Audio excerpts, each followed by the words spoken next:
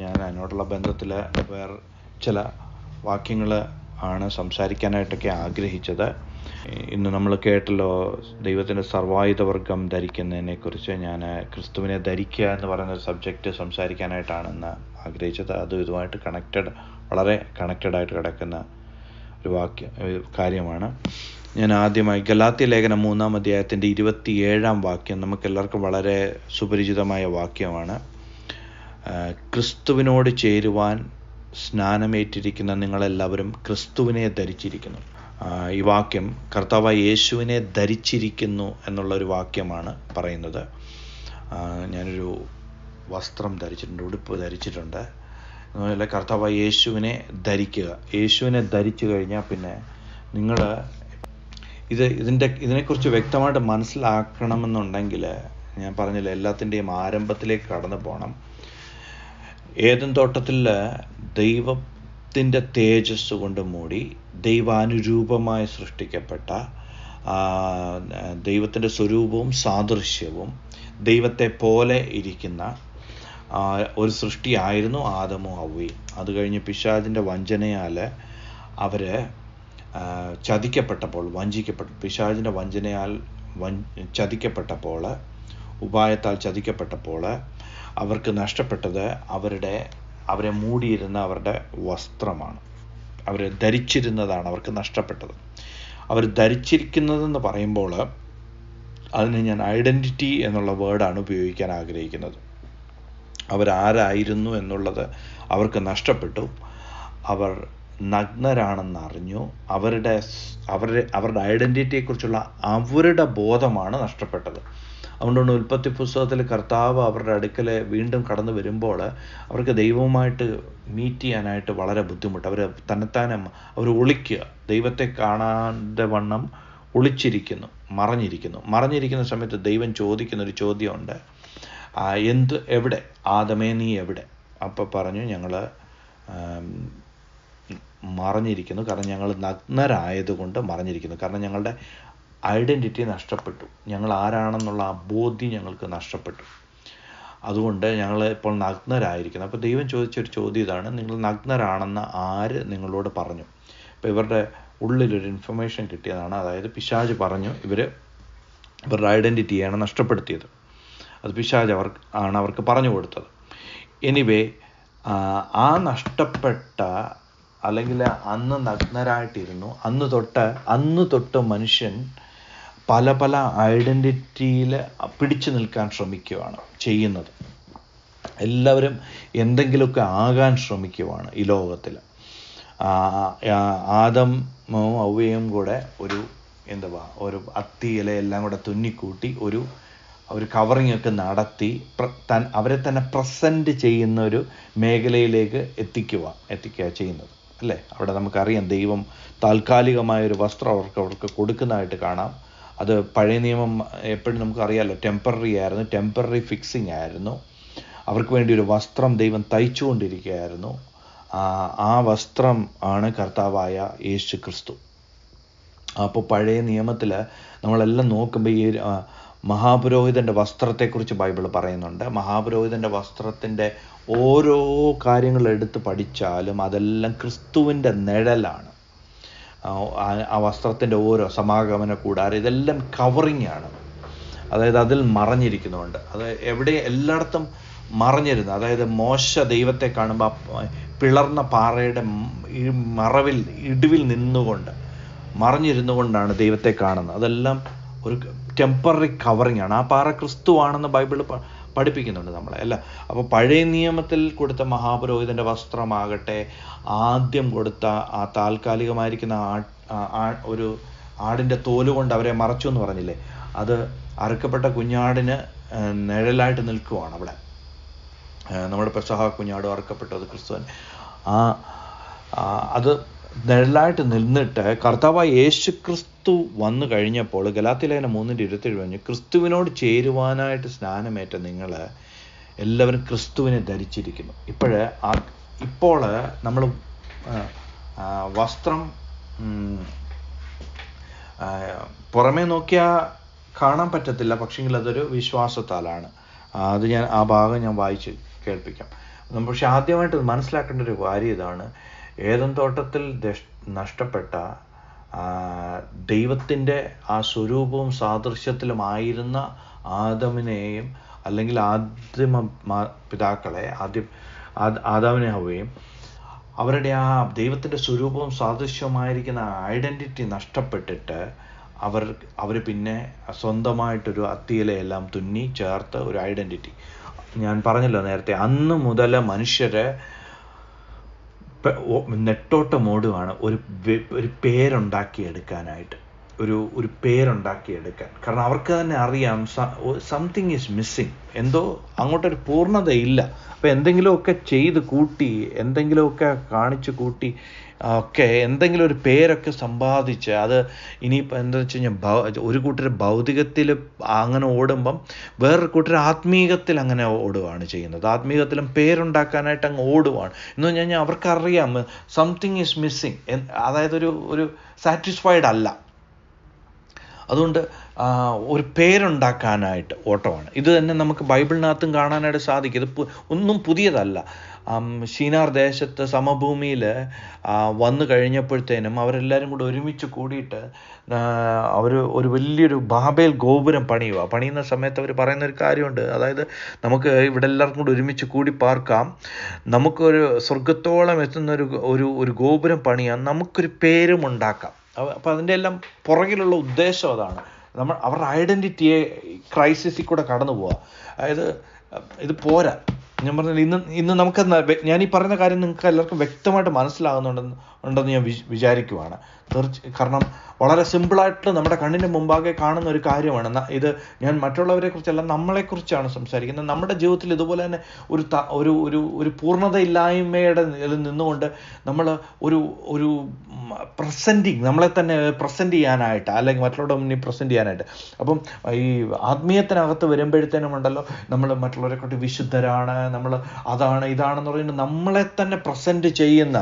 അപ്പം നമ്മൾ പ്രസൻറ്റ് ചെയ്യുന്നതെന്ന് വെച്ച് കഴിഞ്ഞാൽ മറ്റുള്ളവരുടെ മുമ്പിൽ അതൊന്നും പറഞ്ഞില്ലേ പോലും നമ്മുടെ ഉള്ളിലൊരു വിചാരം, അതായത് ഉണ്ടല്ലോ, ഇത് പോരാ, അതായത് കുറെ കൂടെ എന്തോ നമ്മളെ തന്നെ ഒരു പോരായ്മയുടെ ഒരു കാണുന്നുണ്ട് അല്ലേ. അതായത് ഞാനൊരു വാക്യം കൂടെ വായിക്കാം. എഫേസ്യ ലേഖനം 4:24 കുറിച്ചാണ്, സത്യത്തിൻ്റെ ഫലമായ നീതിയിലും വിശുദ്ധിയിലും ദൈവാനുരൂപമായി സൃഷ്ടിക്കപ്പെട്ട പുതുമനുഷ്യനെ ധരിച്ചുകൊള്ളുവീൻ. നമ്മൾ ഗലാത്യ ലേഖനം വായിച്ചത് എല്ലാവരും ക്രിസ്തുവിനെ ധരിച്ചിരിക്കുന്നു. അതുതന്നെയാണ് സത്യത്തിൻ്റെ ഫലമായ നീതിയിലും വിശുദ്ധിയിലും ദൈവാനുരൂപമായി സൃഷ്ടിക്കപ്പെട്ട പുതുമനുഷ്യനെ ധരിച്ചുകൊള്ളുവീൻ. അപ്പം ഏദൻ തോട്ടത്തിൽ നടന്ന സംഭവം തന്നെ അത് തന്നെയാണ്. അതായത് ദൈവത്തിൻ്റെ സ്വരൂപത്വവും സാദൃശ്യവും ധരിച്ചിരുന്ന മനുഷ്യൻ നഗ്നനായി തീർന്നു കഴിഞ്ഞപ്പോൾ ദൈവം ഓരോരോ കാര്യങ്ങൾ ചെയ്തു കൊടുത്തിട്ട് ക്രിസ്തുവിനെ വെളിപ്പെടുത്തിക്കൊണ്ടിരിക്കുക പഴയ നിയമത്തിലെല്ലാം. ഒടുവിൽ വന്നപ്പോഴത്തേനും പറയുവാണ്, ദൈവത്തിൻ്റെ അനുരൂപമായി സൃഷ്ടിക്കപ്പെട്ട നീതിയിലും വിശുദ്ധിയിലും ദൈവാനുരൂപമായി സൃഷ്ടിക്കപ്പെട്ട പുതു മനുഷ്യനെ ധരിച്ചുകൊള്ളുക. Again talking about identity in Christ. ക്രിസ്തുവിലുള്ള ഐഡൻറ്റിറ്റിയെക്കുറിച്ച് അവിടെ സംസാരിക്കുന്നത് അല്ലേ. റോമാലേഖനം 13:14 പറയുന്നു, കർത്താവായ യേശു ക്രിസ്തുവിനെ തന്നെ ധരിച്ചുകൊള്ളുവീൻ, മോഹങ്ങൾ ജനിക്കുമാറ് ജഡത്തിനായി ചിന്തിക്കരുത് എന്ന് പറഞ്ഞാൽ അവിടെ ആ കർത്താവിനെ ധരിക്കുക. അപ്പം നമുക്ക് ഏറ്റവും പെർഫെക്റ്റ് ആയിട്ടുള്ള, ഏറ്റവും ബെസ്റ്റായിട്ടുള്ള ഒരു ഐഡൻറ്റിറ്റി സ്വർഗത്തിലെ ദൈവം നമുക്ക് വേണ്ടി പ്രദാനം ചെയ്തു തന്നിട്ടുണ്ട്. അതാണ് കർത്താവായ യേശു ക്രിസ്തു. ഏദൻ തോട്ടത്തിൽ ആദമും ഹവ്വയും തൻ്റെ സ്വന്തം പ്രയത്നത്താൽ തുന്നിയെടുത്ത് തയ്ച്ചതായിരിക്കുന്ന അത്തിയില കൊണ്ട് മറയ്ക്കുന്ന പരിപാടിയല്ല ഇത്. സ്വർഗത്തിലെ ദൈവം ഒരു യാഗത്തിൽ കൂടെ നമ്മളെ ധരിപ്പിച്ച കർത്താവായ യേശു ക്രിസ്തുവിനെ കുറിച്ച് അവിടെ പറയുന്നത്. അത് നമ്മുടെ ഒരു പ്രവൃത്തിയുടെയും അടിസ്ഥാനത്തിലോ നമ്മുടെ അധ്വാനത്തിൻ്റെ ഫലത്തിലോ അധ്വാനത്തിൻ്റെ ഇതിലോ ഉണ്ടാക്കിയെടുത്തതല്ല. അത് താൽക്കാലികമാണ്. അത് മറ്റുള്ളവരെ കാണിക്കാൻ ഉതകുന്നതാണ്. അതായത് ഉദാഹരണമായിട്ട് പറഞ്ഞാൽ, ഒരാൾ അത്തിയില കൊണ്ട് ഒരു വസ്ത്രം ധരിച്ച് അവരെ തന്നെ പ്രസൻറ്റ് ചെയ്യുമ്പം ഞാനാണെങ്കിൽ കുറച്ചുകൂടെ മെച്ചമായ വേറൊരു ഇല കിട്ടുവാണെങ്കിൽ ആ ഇല കൊണ്ട് കവർ ചെയ്ത് ഞാൻ പ്രസൻറ്റ് ചെയ്യും. അപ്പോൾ ഇതൊന്നും കിട്ടാത്ത ആൾക്കാരെന്ന് പറയുമ്പോൾ ഈ പട്ട് നൂൽപ്പുഴുവിനെയും കൊണ്ട് ഉണ്ടാക്കിയതായിരിക്കുന്ന പട്ട് വസ്ത്രം കൊണ്ട് കവർ ചെയ്ത്, അപ്പോൾ നമ്മളെല്ലാം ഇങ്ങനെ ഓരോരോ വസ്ത്രങ്ങൾ കൊണ്ട് കവർ ചെയ്ത് നമ്മളെ തന്നെ ഏറ്റവും ബെറ്ററായിട്ട് പ്രസൻറ്റ് ചെയ്യുക. ഞാനിപ്പോൾ ബാഹ്യമായ പുറമേയുള്ള വസ്ത്രത്തെക്കുറിച്ചല്ല ഇവിടെ സംസാരിക്കുന്നത്. ഇപ്പോൾ നമ്മുടേതായിരിക്കുന്ന, നമ്മൾ പേര് പറയുന്ന നമ്മുടെ നീതിയും നമ്മുടെ വിശുദ്ധിയും നമ്മുടേതായിരിക്കുന്ന ഈ അതായത് ഇങ്ങനെ ദൈവത്തിൻ്റെ വചനം പറയുന്നുണ്ട്, മനുഷ്യരുടെ നീതി പ്രവൃത്തികൾ ദൈവത്തിൻ്റെ സന്നിധിയിൽ കറപുരണ്ട തുണി പോലായിരിക്കുന്നത്. നമ്മുടെ ഏറ്റവും ബെസ്റ്റ് നീതി പ്രവൃത്തിയും കൊണ്ട് അവിടെ ചെല്ലുമ്പം ദൈവം പറയുക, നീ ഉടുത്തേക്കുന്നത് കറ പുരണ്ട തുണിയാണ്. ഞാൻ പറഞ്ഞു, അപ്പം ധരിക്കുന്നതുമായിട്ടുള്ള കണക്ഷൻ കണ്ടല്ലോ. അപ്പോൾ ഞാൻ പറഞ്ഞെന്ന് പറഞ്ഞാൽ നമ്മുടെ വിശുദ്ധിയോ നമ്മുടെ നീതിയോ ഇതും കൊണ്ടൊക്കെ നമുക്ക് ലഭിക്കാൻ പോകുന്നതെന്നറിയാമോ, നമ്മൾക്ക് തമ്മിൽ താരതമ്യം ചെയ്യുവാനായിട്ട് സാധിക്കും. അതായത് ഞാൻ നിന്നെക്കാട്ടി നീതിമാനാണെന്നും ഞാൻ നിന്നെക്കാട്ടി വിശുദ്ധനായിട്ട് ജീവിക്കുന്നവനാണെന്നും ഒക്കെ പറഞ്ഞ് തമ്മിൽ നമുക്ക് താരതമ്യം ചെയ്ത് ജീവിക്കാനല്ലാതെ ദൈവസന്നിധിയിൽ അതിന് യാതൊരു പ്രത്യേകിച്ച് ഒരു ഉപകാരമോ ഒരു ഗുണമോ ഉണ്ടാകുന്നില്ല.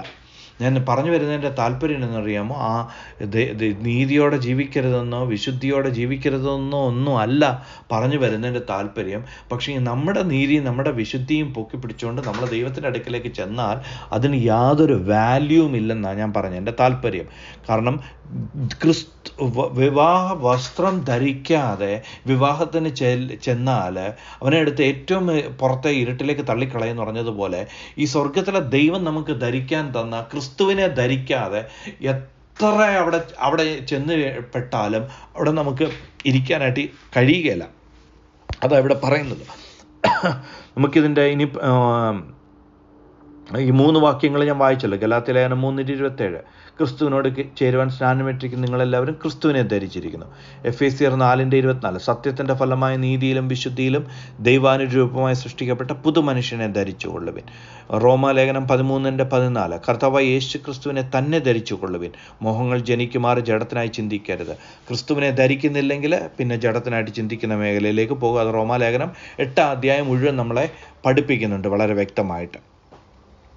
നമ്മൾ ഇന്ന് കേട്ട എഫേസ്യ ലേഖനം 6:11 പിശാചിൻ്റെ തന്ത്രങ്ങളോട് എതിർത്ത് നിൽപ്പാൻ കഴിയേണ്ടതിന് സർവായുധവർഗം ധരിച്ചോളിയെന്നല്ല, ദൈവത്തിൻ്റെ സർവായുധവർഗം ധരിച്ചോളിൻ. ആ ദൈവത്തിൻ്റെ സർവായുധവർഗം എന്ന് പറയുന്നത് ക്രിസ്തുവാണ്. അത് നമുക്ക് അതൊന്ന് പെട്ടെന്ന് ഓടിച്ചതിലൊന്ന് പോയിട്ട് നമുക്ക് വേറൊരു വാക്യം വായിക്കാം. അത് ക്രിസ്തുവാണെന്നുള്ളതിൻ്റെ തെളിവ് എഫേസ്യർ 6:13, അതുകൊണ്ട് നിങ്ങൾ ദുർദിവസത്തിൽ എതിർപ്പാനും സകലവും സമാപിച്ചുടച്ചു നിൽപ്പാനും കഴിയേണ്ടതിന് ദൈവത്തിൻ്റെ സർവായുധവർഗം ധരിച്ചുകൊള്ളുവിൻ. നമ്മുടെ സർവായുധവർഗമല്ല, ദൈവത്തിൻ്റെ സർവായുധവർഗം ധരിച്ചുകൊള്ളുവിൻ. നിങ്ങളുടെ അരയ്ക്ക് സത്യം കെട്ടിയും. കർത്താവായ യേശു ക്രിസ്തു പറഞ്ഞു, ഞാനാകുന്നു സത്യം, I am the truth and life, ജീവനും സത്യവും ഞാനാകുന്നു. കർത്താവായ യേശു ക്രിസ്തുവാണ് ആ സത്യം. അതാ അരയ്ക്ക് കെട്ടേണ്ടത്. നീതി എന്ന് പറയുന്ന ഏത് നീതിയാണ്? മനുഷ്യരുടെ നീതിയല്ല, ദൈവത്തിൻ്റെ നീതി തന്നെ. നീതിയിലും വിശുദ്ധിയിലും ദൈവാനുരൂപമായി സൃഷ്ടിക്കപ്പെട്ട പുതിയ മനുഷ്യൻ. അപ്പോൾ നമ്മുടെ നീതിയെക്കുറിച്ച് അവിടെ പറഞ്ഞിരിക്കുന്ന നീതി എന്ന കവചം ധരിച്ചു. നമ്മുടെ നീതിയുമായിട്ട് പോയി കഴിഞ്ഞാൽ പിശാചിൻ്റെ അമ്പുകൾ ആദ്യത്തെ എഴുത്തിന് തന്നെ നമ്മുടെ ഹൃദയം ഭേദിച്ച് അകത്ത് കയറി കിടക്കും. നമ്മുടെ ഉള്ളിൽ ഡൗട്ട് ഉണ്ടാക്കാനായിട്ട് സാധിക്കും. അതായത് ഇന്നിപ്പോൾ ഞാൻ എല്ലാ നീതി ഏറ്റവും പെർഫെക്റ്റ് ആയിട്ടാണ് ജീവിച്ചതെന്ന് വിചാരിച്ചോ? ഉദാഹരണം പറയാം, ഇന്ന് ഞാൻ ചെയ്യേണ്ട നീതിയെല്ലാം നീതിയോടെ ജീവിച്ചെന്ന് വെച്ചോ. പിശാച് എന്നാ ചെയ്യുന്നറിയാമോ? ഇന്നലെ ചെയ്ത അനീതിയുമായിട്ട് വരും, അല്ലെങ്കിൽ അതിന് മിനിഞ്ഞാന്ന് ചെയ്ത അനീതിയുമായിട്ട് വരും, അല്ലെങ്കിൽ ഇതിന് മുമ്പ് ചെയ്ത അനീതിയുമായിട്ട് വരും. അതെല്ലാം മെമ്മറി കിടപ്പുണ്ട്. നമ്മുടെ നീതിയുമായിട്ടൊന്നും പിശാചിനോട് പിടിച്ചു നിൽക്കാനായിട്ട് നമുക്ക് സാധിക്കത്തില്ല. അപ്പം നമ്മുടെ നീതി അരയ്ക്ക് കിട്ടിയാൽ പറ്റുമോ? ഇല്ല. ദൈവത്തിൻ്റെ നീതി എന്ന കവചമാണ് ധരിക്കേണ്ടത്. ഞാൻ കർത്താവാകുന്ന സത്യത്തെയാണ് നമ്മുടെ അരയ്ക്ക് കെട്ടേണ്ടത്. സമാധാന സുവിശേഷത്തിനായിട്ടുള്ള ഒരുക്കം കാലിന് ചെരുപ്പാക്കി. നമ്മുടെ യാത്ര എന്നറിയാമോ? സമാധാന സുവിശേഷം, ഗോസ്പൽ. എന്തുവാ സുവിശേഷം? കർത്താവായ യേശു ക്രിസ്തു നമുക്ക് വേണ്ടി പാപത്തിന് യാഗമായിട്ട് തീർന്ന് നമുക്ക് വേണ്ടി പുതിയ ജീവനെ നൽകി തന്നു എന്നുള്ളതായിരിക്കുന്ന സദ്വർത്തമാനമാണ് നമ്മുടെ ജീവിതത്തിലെ ഓരോ നടപ്പിനും ഒക്കെയും ഇതായിരിക്കുന്നത്. അതായത് ഞാൻ നടക്കുന്നതും ജീവിക്കുന്നതും എല്ലാം എന്തോന്നറിയാമോ? സുവിശേഷം നിമിത്തം.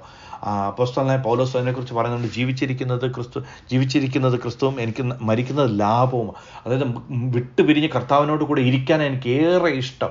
പക്ഷെങ്കിൽ ഞാൻ ഇവിടെ ഭൂമിയിൽ ജീവിച്ചിരിക്കുന്നു ദൈവം എനിക്ക് തന്ന ആ സദ്വർത്തമാനത്തെ മറ്റുള്ളവരിലേക്ക് പകരുവാനായിട്ട്. അപ്പം നമ്മുടെ ജീവിത യാത്രയുടെ പ്രധാനപ്പെട്ട ലക്ഷ്യം എനിക്ക് ലഭിച്ചായിരിക്കണം സുവിശേഷം.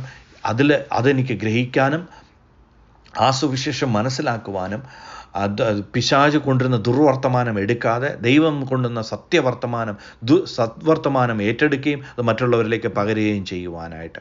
എന്നിട്ട് പറയണ, എല്ലാറ്റിൻ്റെയും മീതെ ദുഷ്ടൻ്റെ തീയുമ്പോഴൊക്കെയും കെടുക്കുവാൻ തക്കതായിട്ടുള്ള വിശ്വാസം എന്ന പരിചയം എടുത്തുകൊണ്ട് നിൽപ്പീൻ. ഈ വിശ്വാസം എന്ന് പറഞ്ഞാൽ ക്രിസ്തു യേശുവിൻ്റെ വിശ്വാസം എന്നാണ് ബൈബിൾ പറയുന്നത്.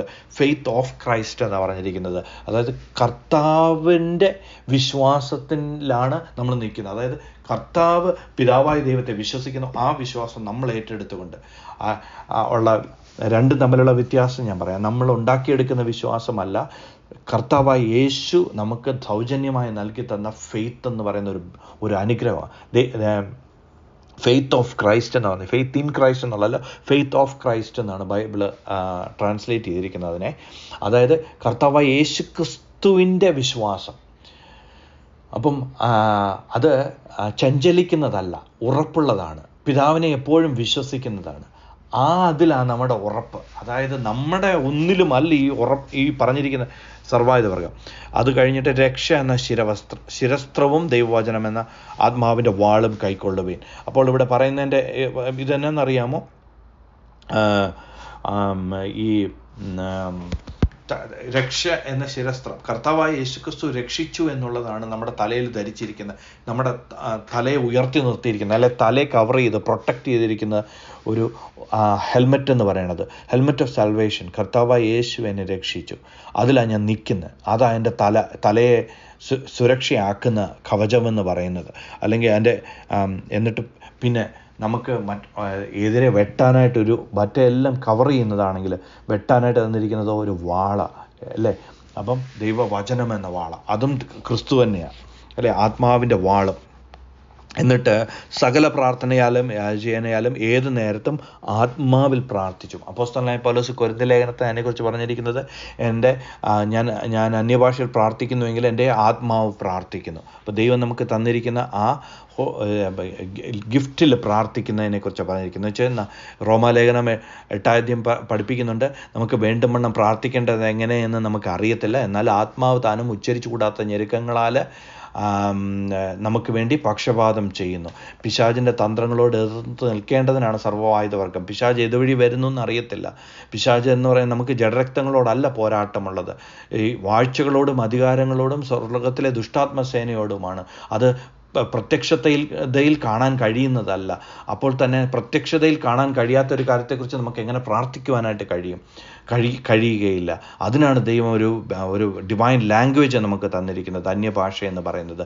അതിൽ നമ്മൾ പ്രാർത്ഥിക്കുമ്പോൾ നമ്മുടെ ബുദ്ധി അബലമായിരിക്കുന്നു. പക്ഷെങ്കിലുണ്ടല്ലോ, നമ്മൾ പോലും അറിയാതെ പിശാച് നമ്മുടെ ജീവിതത്തിന് നേരെ കടന്നു വരുന്നതായിരിക്കുന്ന വിഷയങ്ങളെ മാറ്റിക്കളയുവാൻ പര്യാപ്തമായ ദൈവത്തിൻ്റെ ആലോചനകളത്രേ ദൈവത്തിൻ്റെ ആത്മാവ് നമ്മുടെ ആത്മാവുമായിട്ട് ചേർന്ന് കമ്മ്യൂണിക്കേറ്റ് ചെയ്യുന്നത്. അതാണ് ആ പ്രാർത്ഥന അവിടെ പറഞ്ഞിരിക്കുന്നത്. വേണ്ടി പ്രാർത്ഥനയിൽ പൂർണ്ണ സ്ഥിരത കാണിപ്പീൻ. അപ്പോൾ ആ സർവായുധവർഗവും ധരിക്കുക എന്ന് പറഞ്ഞാലും ആരെ ധരിക്കുവാണ്? കർത്താവായ യേശുവിനെ ധരിക്കുക എന്നുള്ളത്. ഞാൻ ഇനി ഒരു ഭാഗം കൂടെ വായിച്ചിട്ട് അത് കൊരിന്ത്യർ ലേഖനത്തിൽ നിന്നുള്ളതാണ്. 2 കൊരിന്ത്യർ 5-ാം അധ്യായത്തിൻ്റെ 1 മുതലുള്ള വാക്യങ്ങളാണ്. 2 കൊരിന്ത്യർ 5-ാം അധ്യായത്തിൻ്റെ 1 മുതലുള്ള വാക്യങ്ങൾ. കൂടാരമായ ഞങ്ങളുടെ ഭൗമഭവനം അഴിഞ്ഞു പോയാൽ കൈപ്പണിയല്ലാത്ത നിത്യഭവനമായി ദൈവത്തിൻ്റെ ദാനമായൊരു കെട്ടിടം ഞങ്ങൾക്ക് സ്വർഗത്തിലുണ്ടെന്നറിയുന്നു. ഈ കൂടാരത്തിൽ ഞരങ്ങിക്കൊണ്ട്, ഇപ്പോഴുള്ള നമ്മുടെ ഈ കൂടാരത്തിൽ ഞരങ്ങിക്കൊണ്ട് ഞങ്ങൾ നഗ്നരായിട്ടല്ല ഉടുപ്പുള്ളവരായിരിക്കുന്നു എങ്കിൽ സ്വർഗീയമായി ഞങ്ങളുടെ പാർപ്പിടം അതിനു മീതെ ധരിപ്പാൻ വാഞ്ചിക്കുന്നു. ഉരുവാനല്ല, മർത്യമായത് ജീവനാൽ നീങ്ങിപ്പോകേണ്ടതിനും മീതെ ഉടുപ്പാൻ ഇച്ഛിക്കാൽ ഞങ്ങൾ ഈ കൂടാരത്തിൽ ഇരിക്കുന്നിടത്തോളം ഭാരപ്പെട്ട് ഞെരുങ്ങുന്നു. അതിനായി ഞങ്ങളെ ഒരുക്കിയത് ആത്മാവിനെ അച്ചാരമായി തന്നിരിക്കുന്ന ദൈവം തന്നെ. ആകയാൽ ഞങ്ങൾ എല്ലായ്പ്പോഴും ധൈര്യപ്പെട്ട് ശരീരത്തിൽ വസിക്കുമ്പോഴൊക്കെയും കർത്താവിനോട് അകന്ന് പരദേശികളായിരിക്കുന്നു എന്ന് അറിയുന്നു. കാഴ്ചയാൽ അല്ല വിശ്വാസത്താൽ അത്രേ ഞങ്ങൾ നടക്കുന്നത്. ഈ ഭാഗങ്ങൾ പലതവണ നമ്മൾ വായിച്ചിട്ടുള്ളതാണെങ്കിലും ഇപ്പോൾ ഞാൻ പറഞ്ഞ വിഷയത്തോടുള്ള ബന്ധത്തിൽ നമ്മൾ ചിന്തിക്കുവാണെങ്കിൽ, സ്വർഗത്തിലെ ദൈവം നമുക്കൊരു ഒരു ധരിക്കുവാൻ ക്രിസ്തുവിനെ തന്നിട്ടുണ്ട്. പക്ഷേ നമുക്ക് കാണാൻ പറ്റുമോ? ഫിസിക്കലി ഇല്ല, കാണാൻ കഴിയത്തില്ല. അതുകൊണ്ടാണ് ഇവിടെ താഴെ ഏറ്റവും താഴത്തെ വാക്യം 7-ാം വാക്യം 2 കൊരിന്ത്യർ 5:7 പറഞ്ഞ്, കാഴ്ചയാലല്ല വിശ്വാസത്താൽ അത്രേ ഞങ്ങൾ നടക്കുന്നത്. എന്നിട്ട് നമ്മുടെ ഫാക്റ്റിലേക്ക് വരുവാണ്. ഇപ്പോൾ ഈ ഒരു ശരീരം, ഫിസിക്കലായിരിക്കുന്ന ഒരു ശരീരം ലിമിറ്റഡ് ആയിരിക്കുന്ന ശരീരം, ആത്മാവ് ഒരുക്കമുള്ളത്, ശരീരമോ ബലഹീനം. അപ്പോൾ ഈ ഫിസിക്കലായിരിക്കുന്ന ഈ ശരീരത്തിൽ നമ്മൾ വസിച്ചുകൊണ്ട് നിത്യമായൊരു ഭവനത്തിനായിട്ട്, അല്ലെങ്കിൽ ദൈവം വേറൊരു ഈ ഫിസിക്കൽ കൂടാരത്തെ മാറ്റും. ഈ പുറത്തുള്ള ശരീരത്തെ മാറ്റിയിട്ട് നമുക്ക് വേറൊരു തേജസ്കരിക്കപ്പെട്ട ഒരു ശരീരം തരും. പക്ഷെങ്കിൽ ഇപ്പോൾ വിശ്വാസത്താലാണ് നമ്മൾ ഈ യാത്ര ചെയ്യുന്നത്, കാഴ്ചയാലല്ല. കാരണം പ്രത്യക്ഷത്തെ നമുക്ക് കാണാനായിട്ട് പറ്റത്തില്ല. ഇപ്പോൾ അതുകൊണ്ടാണ് പറയുന്നത്, നമ്മളിപ്പോൾ പോയി കണ്ണാടി നോക്കിക്കഴിഞ്ഞാൽ കർത്താവായ യേശുവിനെ പോലെ ഒന്നും ഇരിക്കത്തില്ല, ക്രിസ്തുവിനെ പോലെ ഒന്നും ഇരിക്കത്തില്ല, നമ്മളെ പോലെ ഇരിക്കുന്നത്. പക്ഷേങ്കിൽ വിശ്വാസ കണ്ണാൽ നമ്മൾ കാണേണ്ടത് എന്തുവാ? ഞങ്ങൾ മരിച്ചു, ഞങ്ങളുടെ ജീവൻ ക്രിസ്തുവിൽ മറഞ്ഞിരിക്കുന്നു. എന്നെ അല്ല കാണേണ്ടത്, ക്രിസ്തുവിനെയാണ് കാണേണ്ടത്. അപ്പോൾ വിശ്വാസത്താൽ നമുക്ക് തന്നിരിക്കുന്ന ആ വസ്ത്രത്തെ നമ്മൾ ധരിക്കുക എന്നുള്ളതാണ് ഇവിടെ എഴുതിയിരിക്കുന്നത്. ഓക്കെ, ഫിസിക്കലായിട്ട് നമ്മൾ ഇനി ഒരു നാളും ധരിക്കും. അതായത് നമ്മൾ കാഹളം ധ്വനിക്കുമ്പോൾ ക്രിസ്തുവിൽ മരിച്ചവരായവരെല്ലാവരും അക്ഷരായിട്ട് ഉറക്കും. ജീവനോടിരിക്കുന്ന നാം ഓരോരുത്തരും കണ്ണുമയ്ക്കും നൊടി നേരത്തിൽ രൂപാന്തരപ്പെടും. അല്ലെങ്കിൽ ഒരു പുതിയ ശരീരം നമ്മൾ ധരിക്കും. നമ്മുടെ ഈ മൺമയമായ ശരീരം മാറി വിൺമയമായ ഒരു ശരീരം നമ്മൾ ധരിക്കുവാനായിട്ട് ഇടയായിത്തീരും. അത് അപ്പോൾ ഈ കൂടാരത്തിൽ ഞരങ്ങിക്കൊണ്ട് ഞങ്ങൾ നഗ്നരായിട്ടല്ല. അവർ നഗ്നരാണെന്ന് അവർ അറിഞ്ഞു. പക്ഷെ ഇപ്പോൾ എന്താ പറയുക, ക്രിസ്തുവിനെ ധരിച്ചിരിക്കുന്നതുകൊണ്ട് ഞങ്ങൾ നഗ്നരല്ല. പക്ഷെങ്കിൽ ഈ കൂടാരത്തിലിരിക്കുമ്പോൾ ഞരങ്ങിക്കൊണ്ടായിരിക്കുന്നത്. കാരണം എന്താ പറയുക, ഈ ശരീരത്തിന് ലിമിറ്റേഷൻസ് ഉണ്ട്. വിശ്വാസത്താൽ അതിനെ നമ്മൾ ഓരോ ദിവസവും അതിജീവിക്കുക. ക്രിസ്തീയ ജീവിതത്തിൻ്റെ അവസാനത്തെ ദിവസം വരെ പിശാച് നമുക്കെതിരെ പോരാടും. നമ്മുടെ ഈ ജഡത്തിന് ബലഹീനതയുള്ളതുകൊണ്ട്, ഈ ശരീരത്തിന് ബലഹീനത കൊണ്ട് ഈ ശരീരത്തിൻ്റെ മേൽ എപ്പോഴും ഉണ്ട്. അപ്പോൾ എവറി ഡേ, ഓരോ സെക്കൻഡിലും ആത്മാവിൻ്റെ ഈ സർവായുധവർഗം ധരിച്ചുകൊണ്ട് വേണം നിൽക്കാനായിട്ട്. അല്ലെങ്കിൽ നമ്മുടെ മാനസിക മണ്ഡലമാണ് ഞാൻ ഈ സംസാരിക്കുന്ന മുഴുവനും. അതായത് നമ്മുടെ ഉള്ളിലൊരു നമ്മുടെ കാഴ്ചപ്പാട്, ചിന്താഗതി എന്തുണ്ടായിരിക്കണം എന്നറിയാമോ? ഞാൻ ക്രിസ്തുവിനെ ധരിച്ചിരിക്കുവാണ്. എൻ്റെ രക്ഷയുടെ ശിരസ്, എൻ്റെ തലയിൽ വെച്ചിരിക്കുന്ന ഹെൽമെറ്റ് എൻ്റെ രക്ഷ, എൻ്റെ യേശു എന്നെ രക്ഷിച്ചതാണ്. എൻ്റെ യേശുവിൻ്റെ രക്ഷ എന്ന് പറയുന്നതാണ് ഞാൻ ധരിച്ചിരിക്കുന്നത്. കർത്താവ് യേശുവിൻ്റെ വിശ്വാസമാണ് ഞാൻ ധരിച്ചിരിക്കുന്നത്. കർത്താവാകുന്ന സത്യത്തെയാണ് ഞാൻ അരയ്ക്ക് മുറുക്കിയിരിക്കുന്നത്, എൻ്റെ അര കെട്ടി മുറുക്കിയിരിക്കുന്നത്. കർത്താവിൻ്റെ നീതി, കർത്താവിൻ്റെ വിശുദ്ധി, ദൈവാരൂപമായി സൃഷ്ടിക്കപ്പെട്ട പുതിയ മനുഷ്യനെയാണ് ധരിച്ചിരിക്കുന്നത്. പഴയത് കഴിഞ്ഞു പോയി, ഇതാ സകലതും പുതിയതായി തീർന്നിരിക്കുന്നു എന്ന് കർത്താവ് പറഞ്ഞിരിക്കുന്ന ഇതാണ്. എന്നിട്ട് പറയുവാണ്, ഈ കൂടാരത്തിൽ ഞങ്ങൾ ഞരങ്ങിക്കൊണ്ട് നഗ്നരായിട്ടല്ല, ഉടുപ്പുള്ളവരായിരിക്കുന്നു എങ്കിലും സ്വർഗീയമായ ഞങ്ങളുടെ പാർപ്പിടം അതിനു മീതെ ധരിപ്പാൻ വാഞ്ചിക്കുന്നു. ഹൃദയത്തിലെ വാഞ്ചന എന്ന് പറയും, കർത്താവെ അങ്ങ് വരുമ്പോൾ എനിക്ക് എൻ്റെ ഈ മൺമയമായ ശരീരം മാറിയിട്ട്, അതായത് എൻ്റെ ആത്മാവിൻ്റെ ഫുൾ പൊട്ടൻഷ്യലിനെ വഹിക്കാൻ കഴിവുള്ള ഒരു ശരീരം എനിക്ക് ലഭിക്കും. അത് ധരിപ്പാനായിട്ട് വാഞ്ചിക്കുക. ഉരുവാനല്ല, മർത്യമായത് ജീവനാൽ നീങ്ങിപ്പോകേണ്ടതിന്. വലിയൊരു കാതലായ ഒരു കാര്യമാണ് അവിടെ എഴുതിയിരിക്കുന്നത്. മീതെ ഉടുപ്പാൻ ഇച്ഛിക്കാൽ ഞങ്ങൾ ഈ കൂടാരത്തിൽ ഇരിക്കുന്നിടത്തും ഭാരപ്പെട്ട് ഞെരുങ്ങുന്നു. ഈ ശരീരത്തിൽ നമ്മൾ ഇരിക്കുമ്പോൾ ഭാരപ്പെട്ട് ഞെരുങ്ങുന്നു. അപ്പോഴത്തേനും എന്നാൽ പിന്നെ ഈ ശരീരം എടുത്ത് കളഞ്ഞിട്ടങ്ങ് മരിച്ചാൽ പോരെ എന്നുള്ളതല്ല. ഉരുവാനല്ല, മർത്യമായത് ജീവനാൽ. കർത്താവായ യേശുക്രിസ്തുവിൻ്റെ ജീവനാലാണ് ഈ ശരീരത്തിൽ ഇപ്പോൾ ഇരിക്കുന്ന ആ അവസ്ഥയിലും ജീവിക്കുന്നത്. അത് ക്രിസ്തുവിൻ്റെ ജീവനിൽ നമ്മൾ വാഴുക എന്നാണ് പറഞ്ഞിരിക്കുന്നത്. അതുകൊണ്ടാണ് ഇപ്പോൾ ഈ ശരീരത്തിന് രോഗം വരാൻ കഴിവുള്ള ഒരു ശരീരമാണ് ഈ ലോകത്തിൽ ജീവിക്കുമ്പോൾ. പക്ഷേ ആ രോഗത്തെ സൗഖ്യമാക്കുന്ന കർത്താവായ യേശുക്രിസ്തുവിനുള്ള വിശ്വാസത്താൽ ജീവിക്കുക. അതുകൊണ്ട് അവൻ്റെ അടിപ്പിണറുള്ള സൗഖ്യം ലഭിച്ചു എന്നുള്ള ബോധ്യത്തിൽ ജീവിക്കുവാണ്. നമ്മുടെ ശരീരത്തിൽ ബലഹീനതയുണ്ട്, പക്ഷേ എന്നെ ശക്തനാക്കുന്നവൻ മുഖാന്തരം ഞാൻ സകലത്തിനും മതിയായവനാണെന്നുള്ള ബോധ്യത്തിൽ ജീവിക്കുക. അപ്പം ദൈവത്തിൻ്റെ ജീവൻ, സോയെ ലൈഫ് എന്ന് പറയുന്നതാണ് ദൈവത്തിൻ്റെ ജീവൻ. ആ ദൈവത്തിൻ്റെ ജീവനകത്ത് ദൈവത്തിൻ്റെ സൗഖ്യം അടങ്ങിയിട്ടുണ്ട്, സമാധാനം അടങ്ങിയിട്ടുണ്ട്, സന്തോഷത്തിൻ്റെ പൂർണ്ണതയുണ്ട്, സമൃദ്ധിയുണ്ട്, പ്രോസ്പെരിറ്റി ഉണ്ട്, എല്ലാം അടങ്ങിയിട്ടുണ്ട്. അതാണ് സോയെ ലൈഫ് എന്ന് പറയുന്നത്. ആ ദൈവത്തിൻ്റെ ജീവനാലാണ് നമ്മുടെ ഈ ശരീരത്തിൻ്റെ ഈ മർത്യമായതിനെ ലിമിറ്റ് ചെയ്ത് വെച്ചേക്കുന്നത്. ഇപ്പം നമ്മൾ ആ ജീവനിൽ ജീവിക്കുന്നത് കൊണ്ട്, ആ ജീവനിലുള്ള നമ്മൾ നമ്മുടെ വിശ്വാസ കണ്ണാൽ, നമ്മുടെ ചിന്താമണ്ഡലങ്ങളിൽ ആ ജീവനെക്കുറിച്ചുള്ള ബോധ്യം വ്യാപരിക്കുന്നില്ലെങ്കിൽ ഒറ്റ സെക്കൻഡ് മതി നമ്മുടെ ശരീരം ബലഹീനമാകാനും എല്ലാം തീരുവാനായിട്ട്. അതുകൊണ്ടാണ് എപ്പോഴും ആ ബോധ്യത്തിൽ നടക്കണം. അതായത് ഞാൻ ആരാണ്, കർത്താവായ യേശുവിനെ ഞാൻ ധരിച്ചിരിക്കുന്നവനാണ്, നീതിയിലും വിശുദ്ധിയിലും ദൈവാനുരൂപമായി സൃഷ്ടിക്കപ്പെട്ട പുതിയ മനുഷ്യനെയാണ് ഞാൻ ആവരണം ചെയ്തിരിക്കുന്നത്. പിശാച് എന്നെ കാണുമ്പം എന്നെയല്ല കാണുന്നത്, ക്രിസ്തുവിനെയാണ് കാണുന്നത് എന്നുള്ള ആ ബോധ്യത്തിൽ നമ്മൾ ജീവിക്കണം. അതായത് നമുക്ക് ആ ബോധ്യമില്ലെങ്കിൽ എന്ത് പറ്റുമെന്ന് അറിയുമ്പോൾ നമ്മുടെ മാനസിക മണ്ഡലത്തിൽ പിശാചിന് വിത്തുകൾ, അല്ലെങ്കിൽ നമ്മളെ നശിപ്പിക്കുവാൻ ഉതകുന്നതായിട്ടുള്ള വിത്തുകൾ പാകുവാനായിട്ട് ഇടയായിത്തീരും. അതുകൊണ്ട് നമ്മുടെ മാനസിക മണ്ഡലത്തിൽ എപ്പോഴും വ്യാപരിക്കേണ്ട ഘടകം ഇതാണ്: ഞാൻ ധരിച്ചിരിക്കുന്ന കർത്താവായ യേശുവിനെയാണ്, ഞാൻ നീതിയിലും വിശുദ്ധിയിലും ദൈവാനുരൂപമായി സൃഷ്ടിക്കപ്പെട്ട കർത്താവായ യേശുവിനെ, പുതിയ മനുഷ്യനെയാണ് ധരിച്ചിരിക്കുന്നത്. പഴയത് കഴിഞ്ഞു പോയി, ഇതാ ഞാൻ സകലതും പുതിയതായി തീർന്നിരിക്കുന്നു. ഞങ്ങൾ ക്രിസ്തുവിനെ ധരിച്ചിരിക്കുവാണ്. സ്വർഗീയമായിരിക്കുന്ന പാർപ്പിടം ധരിക്കാൻ വാഞ്ചയോടെ ഞാൻ കാത്തിരിക്കുമ്പോൾ ഇവിടെ ക്രിസ്തുവിനെ വിശ്വാസ കണ്ണാൽ ധരിച്ചുകൊണ്ട്, അതാ കാഴ്ചയാലല്ല, താഴെ എഴുതിയിരിക്കുന്നത് എന്തുവാ, 5-ാം വാക്യം, അതിനായി ഞങ്ങളെ ഒരുക്കിയത് ആത്മാവിനെ ആചാരമായി തന്നിരിക്കുന്ന ദൈവം തന്നെ. പരിശുദ്ധാത്മാവിനാലാണ് ഈ ബോധ്യം നമുക്ക് എപ്പോഴും തന്നുകൊണ്ടിരിക്കുന്നത്. റോമാലേഖനം 8-ാം അധ്യായം നമ്മളെ അത് പഠിപ്പിക്കുന്നുണ്ട്. നിങ്ങൾ ദൈവത്തിൻ്റെ മക്കളെന്ന് ദൈവത്തിനെന്ന് ഓർപ്പിച്ചുകൊണ്ടിരിക്കുക. ആകയാൽ ഞങ്ങൾ എല്ലായ്പ്പോഴും ധൈര്യപ്പെട്ട് ശരീരത്തിൽ വസിക്കുമ്പോൾ ഒക്കെയും കർത്താവിനോടകന്ന് പരദേശികളായിരിക്കുന്നു എന്ന് അറിയുന്നു. ഫിസിക്കലി അകന്നിരിക്കുന്നത്, പക്ഷേങ്കിലുണ്ടല്ലോ ഞങ്ങൾ കാഴ്ചയാലല്ല, ഇപ്പം കാണുന്ന ആ കാഴ്ചയിലല്ല ഞങ്ങൾ ജീവിക്കുന്നത്, വിശ്വാസത്താല. എനിക്ക് കാഴ്ചയിൽ നോക്കിക്കഴിഞ്ഞാൽ ഞാൻ കർത്താവിനുമായിട്ട് അകന്നായിരിക്കുന്നത്. ഫിസിക്കലി കർത്താവിൻ്റെ തൊട്ടടുത്ത് ഇല്ല, ഫിസിക്കലി ഞാൻ പറഞ്ഞത് ദൂരെയായിരിക്കുന്നത്. ഞാൻ കാഴ്ചയിൽ നോക്കിക്കഴിഞ്ഞാൽ ഞാൻ എൻ്റെ ഈ ജീർണിച്ചു കൊണ്ടിരിക്കുന്ന ഈ ശരീരമാണ് ധരിച്ചുകൊണ്ടിരിക്കുന്നത്, എൻ്റെ പുറമേ ഉള്ളതാണ് ഞാൻ കാണുന്നത്. പക്ഷേ ഞാൻ കാഴ്ചയാലല്ല നടക്കുന്നത്, ഞാൻ വിശ്വാസത്താലാണ് നടക്കുന്നത്. വിശ്വാസത്താൽ ഞാൻ എന്തോ കാണുന്നത്? ക്രിസ്തുവിനെ ധരിച്ചിരിക്കുന്നതായിട്ടാണ് കാണുന്നത്. ഞാൻ വിശ്വാസത്താല ഞാൻ എന്തോ കാണുന്നത്? നീതിയിലും വിശുദ്ധിയിലും ദൈവാനുരൂപമായി സൃഷ്ടിക്കപ്പെട്ട പുതിയ മനുഷ്യനെ ധരിച്ചിരിക്കുന്നതായിട്ടാണ് കാണുന്നത്. ഞാൻ വിശ്വാസത്താൽ എന്തോ കാണുന്നത്? വിശ്വാസത്താൽ ഞാൻ കാണുന്നത് എൻ്റെ അരയ്ക്ക് സത്യം കിട്ടിയിരിക്കുന്ന കാണുന്നത്. വിശ്വാസത്താൽ ഞാൻ എന്ത് കാണുന്നത്? നീതി എന്ന കവചം, ക്രിസ്തുവിൻ്റെ നീതി എന്ന കവചം ഞാൻ ധരിച്ചിരിക്കുന്നതായിട്ടാണ് കാണുന്നത്. വിശ്വാസത്താൽ ഞാൻ എന്തുവാ കാണുന്നത്?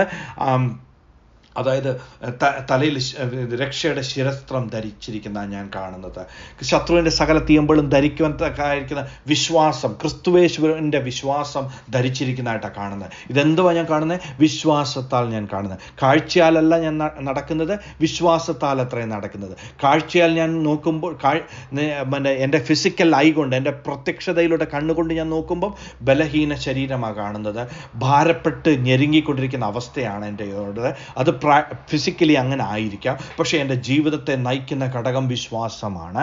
ഞാൻ കാഴ്ചയാലല്ല നടക്കുന്നത്, വിശ്വാസത്താലാണ് ഞാൻ നടക്കുന്നത്. എൻ്റെ സ്വർഗത്തിലെ ദൈവത്തെ ധരിച്ചുകൊണ്ട് ജീവിക്കുന്ന പോലെ നടക്കുന്നത്. പിശാച് എൻ്റെ ജീവിതത്തിലേക്ക് കടന്നു വന്ന് എന്നെ തകർത്ത് കളയുവാനായിട്ട് നോക്കുമ്പോൾ ഞാൻ അവനോട് വിളിച്ചു പറയുന്നത് ഇതാണ്: നീ എന്നെയല്ല കാണുന്നത്, നീതിയിലും വിശുദ്ധിയിലും ദൈവാനുരൂപമായി സൃഷ്ടിക്കപ്പെട്ട ക്രിസ്തുവിനെ അത്ര കാണുന്നത്. ഇതാണ് സ്വർഗത്തിലെ ദൈവം നമുക്ക് തന്നിരിക്കുന്ന സർവായുധ വർഗം.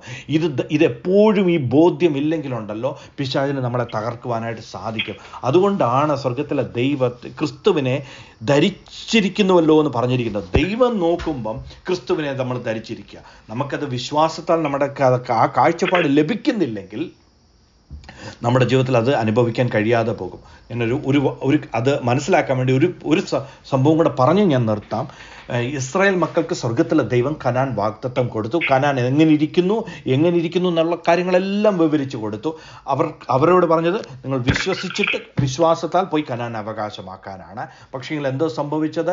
അവർ അവിശ്വാസത്താൽ